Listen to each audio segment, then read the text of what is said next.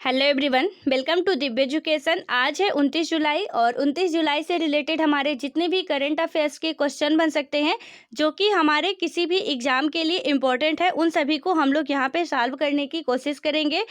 यदि हम बात करते हैं कल के अभ्यास प्रश्न की, तो इसमें पूछा गया था भारत ने हाल ही में स्वदेश विकसित ध्रुवास्त्र का सफलतापूर्वक परीक्षण किया है। ध्रुवास्त्र के परीक्षण के संदर्भ में निम्न कथनों पर विचार करें। ठीक है, तो यहाँ पे हमारा पहला स्टेटमेंट क्या कहता है कि ध्रुवास्त्र एक प्रकार की आधुनिक पनडुब्बी है।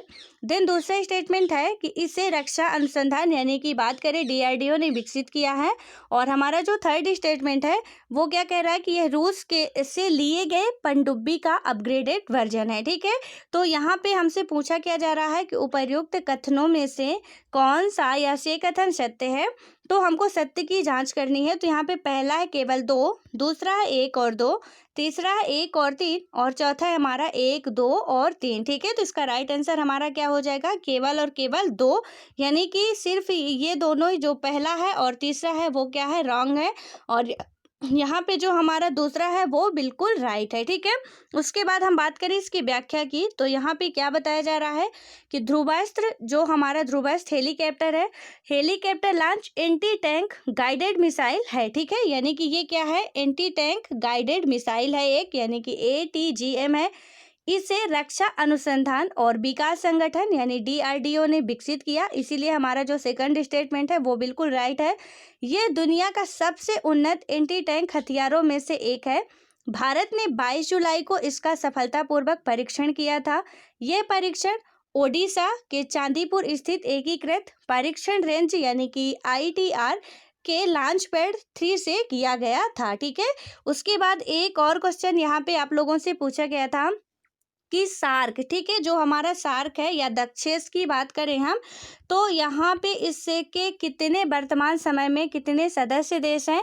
तो इसमें से बात करें यदि हम सार्क का पहले फुल फॉर्म की बात करते हैं तो south Asian association for regional cooperation होता है। ठीक है, यानी कि आप लोग क्या लिखोगे, इसका फुल फॉर्म यदि लिखना चाहो तो south Asian association for regional operation. ठीक है, तो यहाँ पे इसका फुल फॉर्म हो गया, यानी कि बात करें दक्षिण एशियाई क्षेत्रीय सहयोग संगठन, या इसे दक्षेस भी कहा जाता है। ठीक है, और इसकी स्थापना कब हुई थी, तो इसकी स्थापना हुई थी 8 दिसंबर 1985 को हुई थी। कहाँ पे हुई थी, ढाका में हुई थी। और इसके यदि हम मुख्यालय की बात करें या सचिवालय की, तो ये कहाँ पे है, काठमांडू नेपाल में है। ठीक है, उसके बाद हम बात करें जो मेन हमारा क्वेश्चन था कि सार्क के सदस्य देश कितने हैं, तो सार्क के सदस्य देश जब 8 दिसंबर 1985 में इसकी स्थापना की जाती है, उस टाइम तक 7 देश थे। ठीक है, यानी 7 कंट्री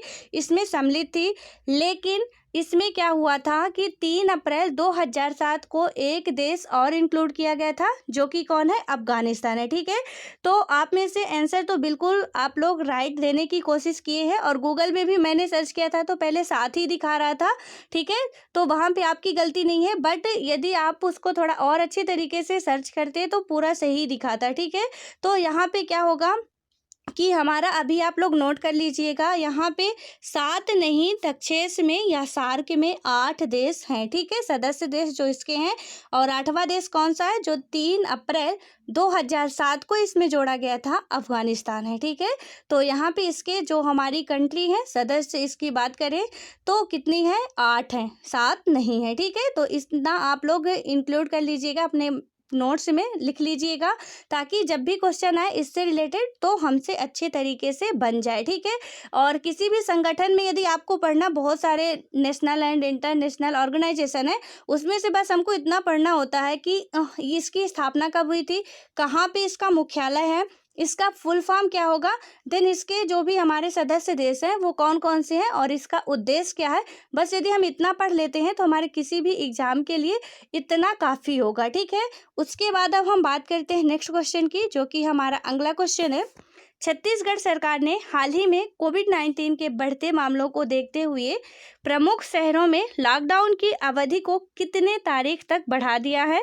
तो पहला होगा हमारा 15 सितंबर, दूसरा है 19 अक्टूबर, तीसरा है 6 अगस्त और चौथा है हमारा 10 नवंबर। ठीक है, तो इसका राइट आंसर हमारा क्या हो जाएगा 6 अगस्त तक। उसके बाद इसकी व्याख्या की बात करते हैं यदि हम, तो यहाँ पे बताया जा रहा है कि छत्तीसगढ़ सरकार ने क्या किया है कि कोरोना वायरस के संक्रमण को रोकने हेतु 6 अगस्त तक लॉकडाउन बढ़ाने का फैसला किया है। कलेक्टरों को जिले की परिस्थितियों के हिसाब से लॉकडाउन का फैसला करने के निर्देश दिए गए हैं। छत्तीसगढ़ के सभी 28 जिलों में कोरोना का प्रसार हो चुका है और 25 जुलाई तक यहां पर 7,623 कोविड-19 के मामले सामने आए थे। इनमें से 26 एक्टिव केस हैं, ठीक है, यानी बात करें तो 2,626 एक्टिव केस हैं, जबकि 4,944 मरीजों को ठीक होने के बाद डिस्चार्ज किया गया, जबकि 43 लोगों को कोरोना संक्रमण से मौत हो गई है, ठीक है। उसके बाद बात करें हम अगले क्वेश्चन की, तो यहाँ पे हमारा अगला क्वेश्चन है, केंद्रीय वित्त मंत्री निर्मला सीतारमण के अनुसार वित्त वर्ष 2020-21 के लिए सरकार ने कितने लाख करोड़ रुपए का निवेश लक्ष्य रखा है? तो हमारा पहला है कि 1.10 लाख करोड़ रुपए, देन सेकंड है हमारा कि 2.10 लाख करोड़ रुपए, और तीसरा है हमारा 3.10 लाख करोड़ रुपए, और चौथा है हमारा 2.90 लाख करोड़ रुपए, ठीक है।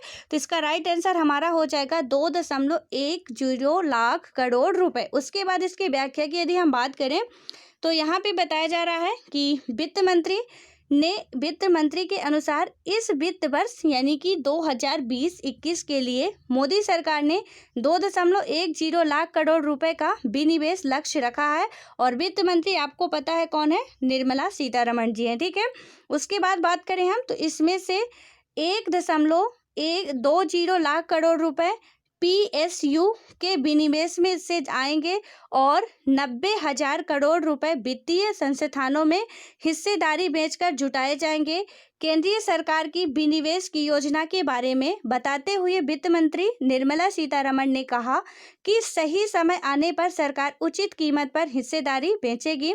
उन्होंने कहा कि पहले ही लगभग 22 से 23 ऐसी PSU कंपनियां हैं जिनके विनिवेश को सरकार की ओर से मंजूरी दी जा चुकी है, ठीक है। उसके बाद हम बात करें अगले क्वेश्चन की, तो यहाँ पे हमारा अगला क्वेश्चन पूछा जा रहा है, भारत और किस देश ने 27 जुलाई 2020 को रक्षा उद्योग और प्रौद्योगिकी साझा करने समेत कई क्षेत्रों में रणनीतिक सहयोग को बढ़ावा देने का संकल्प व्यक्त किया है? तो पहला है नेपाल, दूसरा है चीन, तीसरा है पाकिस्तान, देन हमारा चौथा है इंडोनेशिया, ठीक है। तो इसका राइट आंसर क्या हो जाएगा, इंडोनेशिया। उसके बाद इसकी व्याख्या की यदि हम बात करें, तो भारत और इंडोनेशिया ने रक्षा उद्योग और रक्षा प्रौद्योगिकी की पहचान सहयोग से मतलब के संभावित क्षेत्रों के तौर पर की। बयान में कहा गया कि रक्षा मंत्री राजनाथ सिंह और इंडोनेशिया के रक्षा मंत्री प्रबोवो सुबियांतो ने इन क्षेत्रों में द्विपक्षीय सहयोग को और मजबूत करने को लेकर अपनी प्रतिबद्धता जाहिर की है। भारत और इंडोनेशिया एक पड़ोसी देश है। भारत के अंडमान और निकोबार द्वीप समूह अंडमान सागर में इंडोनेशिया के साथ एक समुद्री सीमा साझा करते हैं। दोनों देशों के संबंध भी लगभग 2000 वर्ष पुराने हैं। भारत का जकार्ता में दूतावास है और इंडोनेशिया दिल्ली में एक दूतावास संचालित करता है, ठीक है। उसके बाद हम बात करें अगले क्वेश्चन की, तो हमारा अगला क्वेश्चन है, भारत सरकार ने चीन पर एक और डिजिटल स्ट्राइक करते हुए कितने ऐप्स पर प्रतिबंध लगा दिया है? तो यहाँ पे पहला है हमारा 50 और सेकंड है हमारा 55, थर्ड है 65, देन हमारा फोर्थ है 47, ठीक है। तो इसका राइट आंसर हमारा हो जाएगा 47। उसके बाद इसकी यदि हम व्याख्या की बात करते हैं, तो यहाँ पे बताया जा रहा है कि केंद्र सरकार ने भारत और चीन के बीच जारी तनाव के बीच 47 और चीनी ऐप पर प्रतिबंध लगा दिया है। केंद्र सरकार पहले ही 59 चीनी ऐप पर बैन लगा चुकी है। मीडिया रिपोर्ट के अनुसार ये सभी 47 ऐप्स पहले बैन हुए 59 ऐप्स के क्लोन हैं। मीडिया रिपोर्ट के अनुसार बताया जा रहा है कि ये 47 ऐप भी देश के डाटा प्रोटोकॉल का उल्लंघन कर रही थी। और इन पर डाटा चोरी करने का भी आरोप है। ये ऐप यूजर्स की निजी और गोपनीय जानकारी को इस्तेमाल कर रहे थे और इन्होंने गोपनीयता कानून का उल्लंघन भी किया है, जिस वजह से इनके ऊपर केंद्र सरकार ने प्रतिबंध लगा दिया है। ठीक है, तो यहाँ पे ये केंद्र सरकार जो हमारी सेंट्रल गवर्नमेंट जितने भी हमारे चीनी ऐप्स हैं उनमें प्रतिबंध लगा रही है। तो आप में से जो भी यदि अपने मोबाइल में फ़ोन में इंस्टॉल किए हो तो प्लीज़ उसको आप लोग अनइंस्टॉल कर दीजिएगा, वरना अभी केंद्र सरकार की ही गाइडलाइन आई थी कि जो भी अभी तक ऐप रखे हैं तो उनके खिलाफ हमको मजबूरन कानूनी कार्यवाही करनी पड़ेगी। ठीक है, तो इसलिए आप लोग जिसके भी मोबाइल में हो उनको आप लोग डिलीट ज़रूर कर दीजिएगा। उसके बाद हम बात करते हैं आगे की। तो हमारा अगला क्वेश्चन है, पृथ्वी विज्ञान मंत्रालय ने अपने 14वें स्थापना दिवस के अवसर पर किस मोबाइल ऐप का शुभारंभ किया है? तो यहाँ पे पहला है मौसम, दूसरा है जलवायु, तीसरा है प्राकृतिक और चौथा है हमारा तापमान। ठीक है, तो इसका राइट आंसर हमारा हो जाएगा मौसम। उसके बाद इसकी व्याख्या की बात करें यदि हम, तो पृथ्वी विज्ञान मंत्रालय के स्थापना दिवस के मौके पर 27 जुलाई 2020 को पृथ्वी विज्ञान मंत्री डॉक्टर हर्षवर्धन ने मौसम मोबाइल ऐप की शुरुआत की है। यानी कि पृथ्वी विज्ञान मंत्री हाल फिलहाल में कौन है? डॉक्टर हर्षवर्धन जी है। ठीक है, तो इन्होंने क्या किया कि मौसम मोबाइल ऐप की शुरुआत की है। यह ऐप देश भर के 800 स्थानों के मौसम का हाल बताएगा। ऐप मौसम की सटीक जानकारी देने के साथ शहर का तापमान, सूरज के उदय और अस्त का समय भी बताएगा। समय समय पर मौसम के बिगड़े मिजाज की चेतावनी भी जारी करेगा। ठीक है, उसके बाद बात करें हम अगले क्वेश्चन की। तो यहाँ पे हमारा अगला क्वेश्चन है, प्रधानमंत्री नरेंद्र मोदी ने हाल ही में वीडियो कॉन्फ्रेंसिंग के जरिए कोविड-19 परीक्षण की कितने अत्याधुनिक परीक्षण प्रयोगशालाओं का शुभारंभ किया है? तो यहाँ पे पहला है 4, दूसरा है 3, तीसरा है 5 और चौथा है हमारा 7। ठीक है, तो इसका राइट आंसर हमारा हो जाएगा 3। उसके बाद यदि इसके व्याख्या की बात करें हम, तो यहाँ पे बताया जा रहा है ये प्रयोगशालाएं भारतीय आयुर्विज्ञान अनुसंधान परिषद यानी कि ICMR के अंतर्गत नोएडा, मुंबई और कोलकाता में राष्ट्रीय संस्थानों में स्थित हैं। इन अत्याधुनिक प्रयोगशालाओं से परीक्षण क्षमता में बढ़ोतरी होगी और प्रत्येक शहर में करीब 10,000 व्यक्तियों के नमूनों की जांच की जा सकेगी। परीक्षणों की संख्या अधिक होने से संक्रमण का तेजी से पता लगाने और शीघ्र उपचार करने में मदद मिलेगी। इससे कोरोना वायरस के खिलाफ लड़ाई को मजबूती मिलेगी। ठीक है, उसके बाद बात करें अगले क्वेश्चन की। तो यहाँ पे पूछा जा रहा है, हाल ही में किस IIT के शोधकर्ताओं ने 1 घंटे में कोविड-19 का पता लगाने के लिए रैपिड टेस्टिंग डिवाइस विकसित की है? तो यहाँ पे पहला है IIT खड़गपुर, देन सेकंड है हमारा IIT कानपुर, थर्ड में है IIT दिल्ली और हमारा फोर्थ है IIT रुड़की। ठीक है, तो इसका राइट आंसर हमारा हो जाएगा IIT खड़गपुर। उसके बाद बात करें इसकी व्याख्या की। तो यहाँ पे बताया जा रहा है, IIT खड़गपुर के शोधकर्ताओं ने एक नई कम लागत वाली पोर्टेबल डिवाइस विकसित की है। यह पोर्टेबल डिवाइस जो कोविड-19 का परीक्षण कर सकती है और 1 घंटे में परिणाम दे सकती है। नई तकनीकी में RT-PCR परीक्षण के समान सटीकता है, जिसे अब परीक्षण के लिए मानक माना जाता है।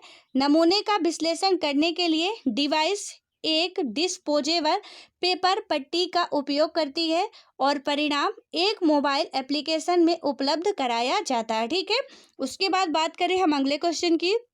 तो यहाँ पे हमारा अगला क्वेश्चन है, निम्न में से किस संस्था के एक रिपोर्ट में कहा गया कि कोरोना संकट के चलते दक्षिण एशिया के 2.2 करोड़ बच्चे प्रारंभिक शिक्षा से वंचित रहे हैं? ठीक है, तो यहाँ पे सबसे पहले आप लोगों के लिए एक इम्पॉर्टेंट बात, हम जब से करंट अफेयर सॉल्व कर रहे हैं और जितने भी हमारे मतलब जब से कोविड-19 आया है, ठीक है, तो यहाँ पे कोविड किसी भी एग्जाम में अब इससे रिलेटेड काफ़ी सारे क्वेश्चन हम देख भी रहे हैं लगातार। अभी हमने जितने भी सॉल्व किए वो सारे के सारे कोविड-19 से रिलेटेड थे। ठीक है, और जो भी हमारे एग्जाम में आएंगे इसी से रिलेटेड आएंगे। जाएंगे, तो इसलिए आप लोग इसके बारे में बहुत अच्छे तरीके से सारी जानकारी रखिएगा, ठीक है।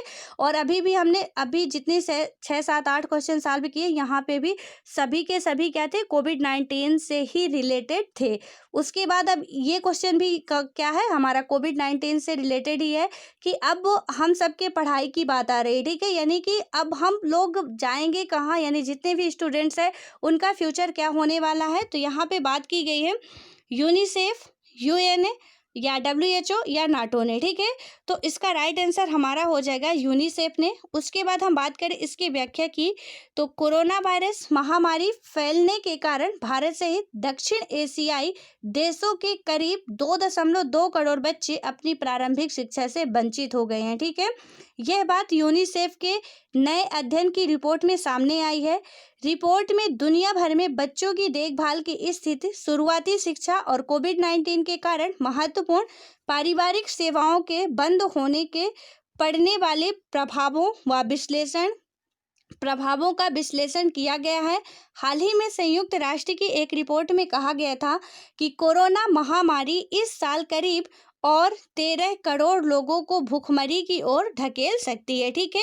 यहाँ पे पढ़ाई की स्थिति तो बद से बदतर हो ही रही है।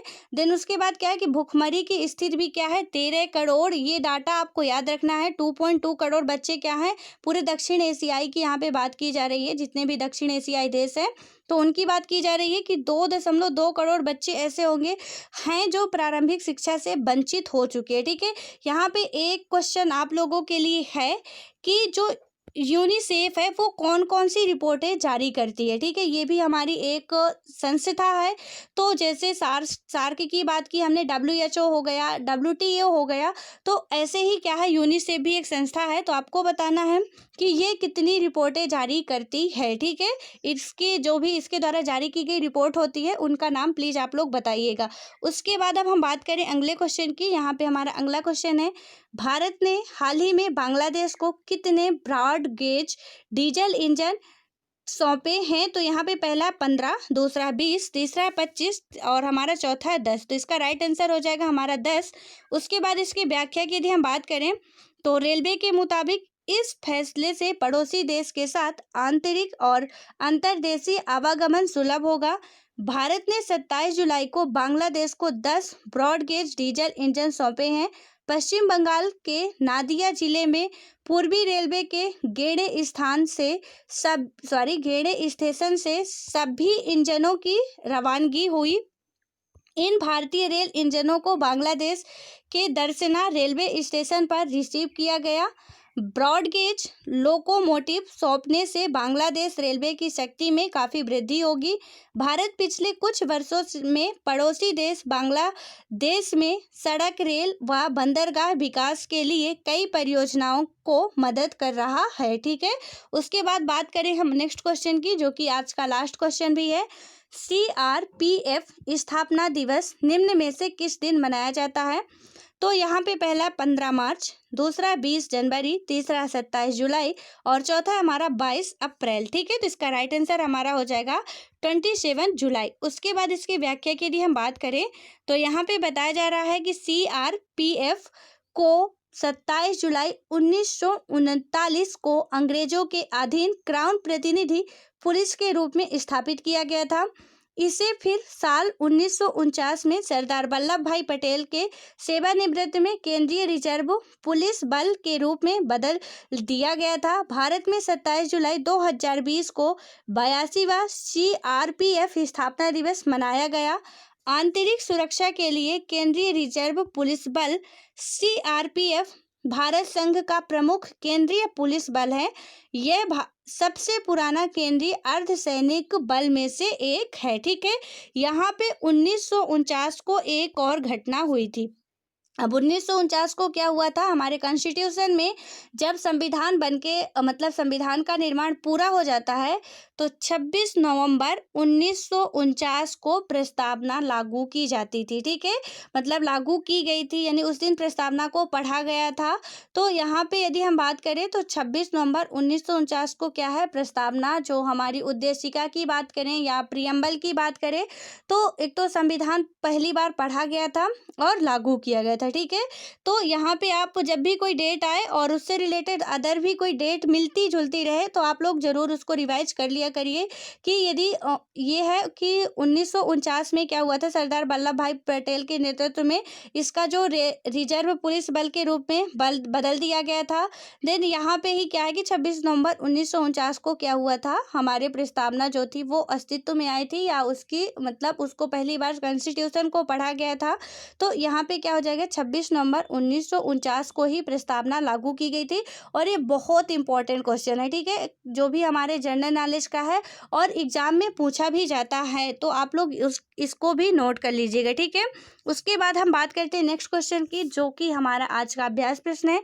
भारतीय रिजर्व बैंक यानी कि आरबीआई ने हाल ही में वित्तीय स्थिरता रिपोर्ट यानी कि एफएसआर का 21वां अंक जारी किया है, जिसमें बैंकों के गैर निष्पादित परिसंपत्ति यानी कि एनपीए को लेकर आशंका व्यक्त की गई है। इस रिपोर्ट के अनुसार मार्च 2020 में बैंकों का एनपीए था, ठीक है। तो यहाँ पे हमारा क्या होगा, पहला होगा कि 8.5%, दूसरा है हमारा 9%, तीसरा है 10, या चौथा है हमारा 10.5%, ठीक है। तो इसका राइट आंसर आप लोगों को बताना है कि इसमें राइट आंसर क्या होगा, और इस क्वेश्चन को हम लोग पहले भी सॉल्व कर चुके हैं। सो आई होप कि आप सभी लोग इसका राइट आंसर देने की जरूर कोशिश करेंगे। सो मिलते हैं नेक्स्ट वीडियो में, तब तक के लिए bye bye, all the best.